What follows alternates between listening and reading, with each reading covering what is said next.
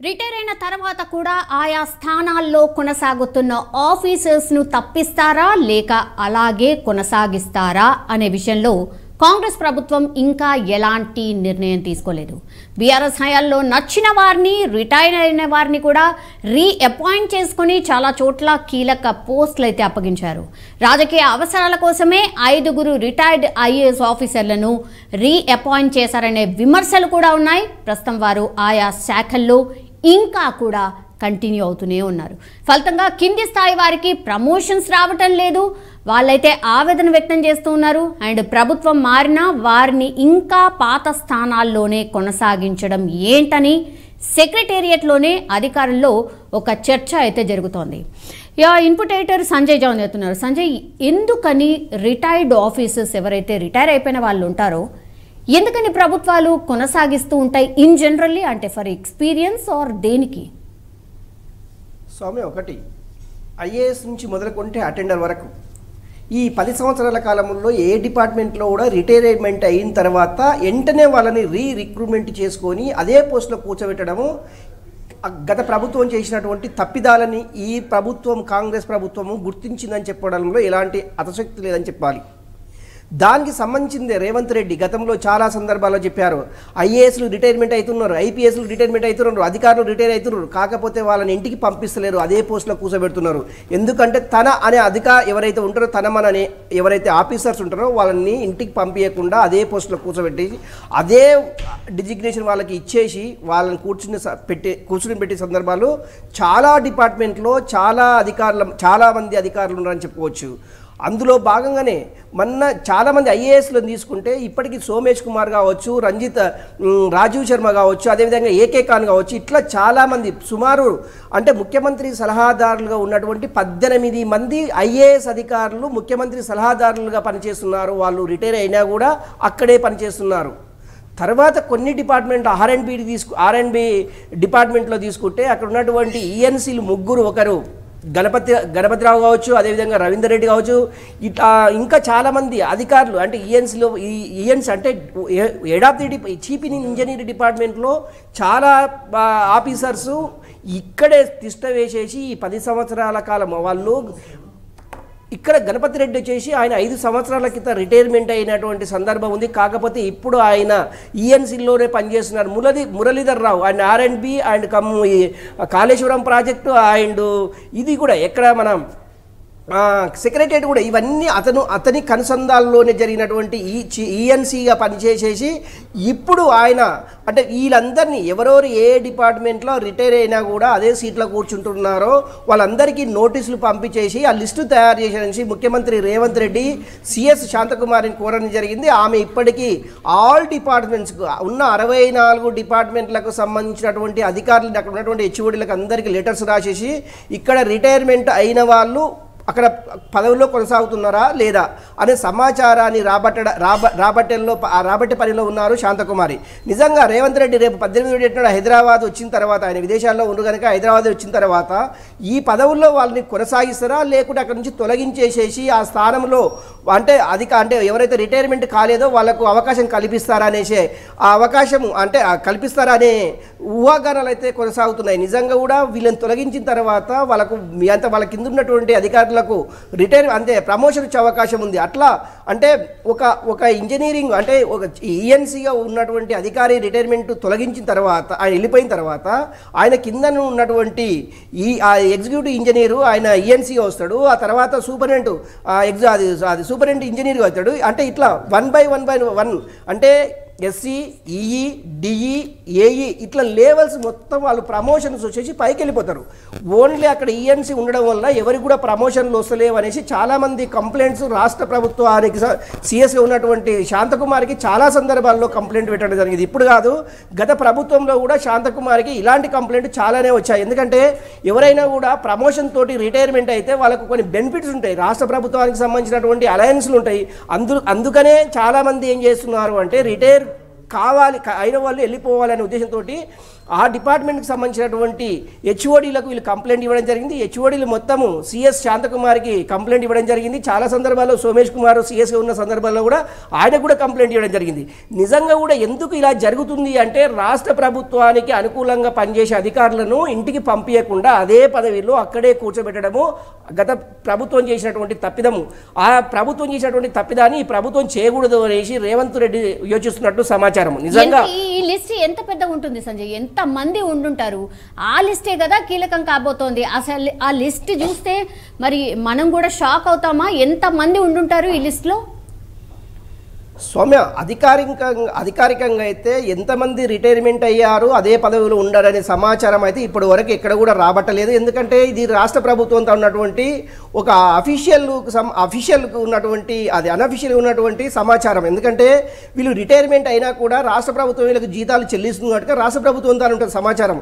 కాకపోతే ఇప్పటి వరకు సుమారు 500 మంది పైగా ఐఏఎస్ నుంచి అటెండర్ మొదలుకుంటే 500 మంది పైగా ఓన్లీ సెక్రటరియట్లో పనిచేస్తున్న అంటే రిటైర్ అయ్యి పనిచేస్తున్నటువంటి ఉద్యోగులు 500 పైచిలుగా ఉంటారు. రాష్ట్ర వ్యాప్తంగా అయితే 1000 మంది ఉంటారు అనే ఉద్దేశం ఉద్దేశం అయితే మనకు స్పష్టంగా కనిపిస్తుంది.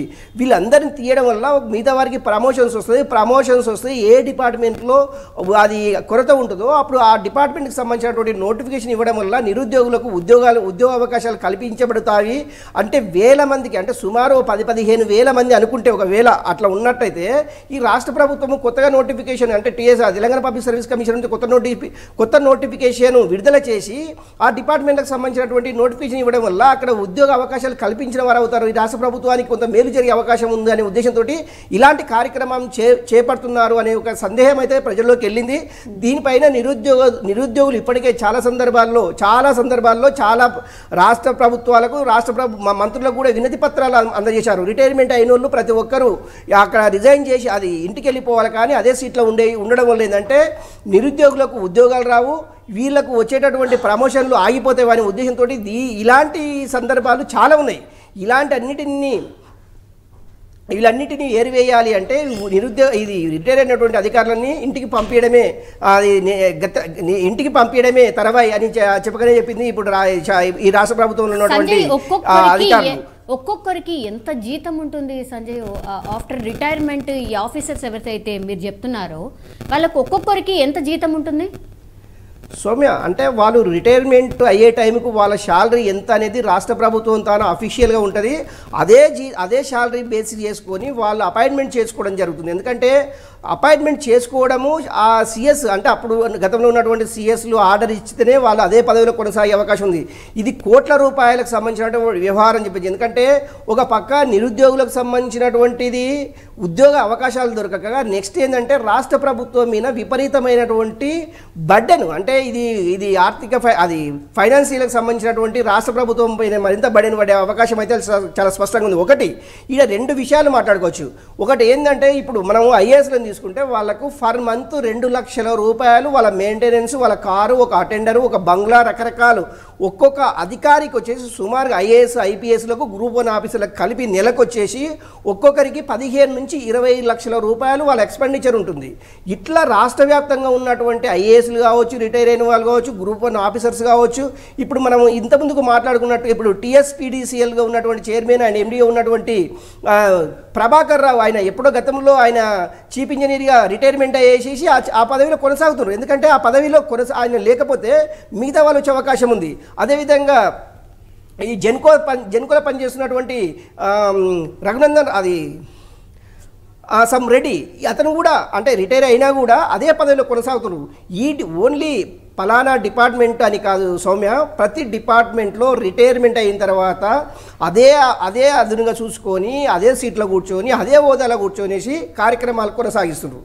కాకపోతే ఏంటంటే ఇప్పుడు పనిచేస్తున్నటువంటి ఒకటి మనం గతంలో అనుకున్నాం నో ఎక్స్పీరియన్స్ వీళ్ళకంటే ఇప్పుడు ఉన్న అధికారుల కంటే ఆ కింద ఉండే అధికారులకు కూడా వీరికంటే ఎక్కువ ఎక్స్పీరియన్స్ ఉంటుంది. యువకులకు ప్రోత్సహించడం లేదంటే కొత్త ఆలోచనలు వస్తాయి, కొత్త పద్ధతులు కనిపెడతారు, ఇలాంటివి ఉంటాయి. కానీ రిటైర్మెంట్ అయిపోయిన తర్వాత వాళ్ళకి ఆరోగ్యం సహకరించక వాళ్ళకి ఆలోచించే శక్తి లేక వీటన్నిటి వల్ల రాష్ట్ర ప్రభుత్వానికి అదనంగా భారం పడే అవకాశం ఉంది. అందుకనే ఇప్పుడు ఉన్నటువంటి రేవంత్ రెడ్డి గవర్నమెంట్ తీసుకున్నటువంటి ఈ చర్య ఏదైతే ఉందో, అంటే రిటైర్మెంట్ అయ్యి అక్కడ కూర్చున్న అధికారులని పంపించడం వెనుక ఏదైతే ఉందో చాలా మంది హర్షం వ్యక్తం చేస్తున్నటువంటి సందర్భం అయితే మనకు కనిపిస్తుంది. కానీ ఓకే వాళ్ళు గతంలో వాళ్ళు తీసుకున్నటువంటి స్టాండ్ అసలు రిటైర్ అయినటువంటి వాళ్ళను కొనసాగించకపోవడం అనేది కాంగ్రెస్ స్టాండ్ ఎగ్జాక్ట్లీ.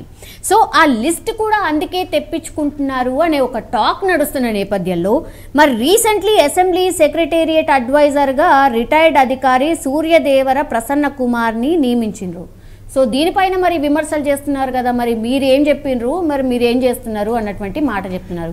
మరి దీనికి ఎట్లా క్లారిఫై చేసుకుంటుంది కాంగ్రెస్ పార్టీ? స్వామి, అంటే దీనికి సంబంధించింది ఇప్పటికో శాంతకుమారి కావచ్చు, R&B మినిస్టర్ ఉన్నటువంటి ఇప్పుడు కాంగ్రెస్ మినిస్టర్ కావచ్చు, ఎవరేమైనా కూడా దీనిపైన ఒక క్లారిఫికేషన్ ఇవ్వడం జరిగింది. గతంలో అసెంబ్లీ సెక్రటరీగా ఉన్నటువంటి నరసింహాచార్యులు కూడా 3 సంవత్సరాలు ఈ రిటైర్మెంట్ అయ్యి 3 సంవత్సరాలు అయినా కూడా ఇప్పటి మొన్నటి వరకు కూడా ఆయన అసెంబ్లీ సెక్రటరీగా పనిచేసిన సందర్భాలు ఉన్నాయి. అందులో భాగంగా అంటే అసెంబ్లీకి సంబంధించినటువంటి వ్యవహారాలకు సంబంధించినటువంటి ఎక్స్పీరియన్స్, వాళ్ళకు ఉన్నటువంటి అవగాహన ఉన్నటువంటి అధికారులను నియమించాలి అనే ఉద్దేశంతో ఈ అధికారిని నియమించడం జరిగింది.